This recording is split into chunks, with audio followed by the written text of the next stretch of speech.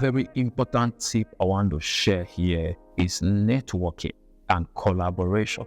For instance, a lot of us work like low rangers in our industry. You are hurting yourself. You can't maximize your impact just working alone. You want to connect to the network within your industry. You want to connect to high flyers, some that are ahead of you, some that are below you. You want to connect with them. You want to jump into their programs. You want to give some support to some that are upcoming. As you build all of this network, you're building your authority and you can sell. Just imagine having to feature in the maybe IG Live with someone who already have millions of followers. The fact that that person trusts you enough to bring you in his or her page, that trust that he or she has for you is transferred. Our follower transfer that level of credibility to you.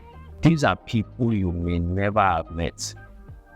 So sometimes that somebody else trusts you enough to write about you may pull all of the trust that would have taken years for you to build to you just once. So you want to leverage networking and network up and network down, then network at your level. It pays in the long run. So attend networking events, attend programs, sometimes attend some paid programs, not because you want to go learn, even though no knowledge is wasted. Attend some paid program. You know why paid programs? If a program is paid at $1,000, everybody who is able to attend that program see themselves to be at the same level. If you are able to be in that room and connect with people at that level, their patronage is certain because they already feel like there's a filter. The price to that event was the filter. So some persons who don't have what it takes to be here have been filtered away.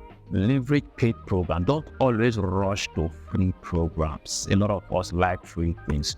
If at the level where you are watching me, that's the best you can afford, do it, but don't justify it to be the best. Because the truth is, once an event is free, everybody come there, including those who all they could afford was just their transport fare. So how could they patronize you? They love what you do, they appreciate what you do, but they can't afford it. So you want to leverage some platforms, virtually or physically, where people paid to be there. That amount they pay does the filtering for you. Then fifth and final, you want to leverage customers' feedback. By customers' feedback, I'm talking about the ones you intentionally sought for. So when customers buy your products, ask them to tell you what they feel about the product. It's important because, like we say, they are battling for the mind share of your would-be customers. So the customers will not necessarily take what you say. They rather want to hear from people like them.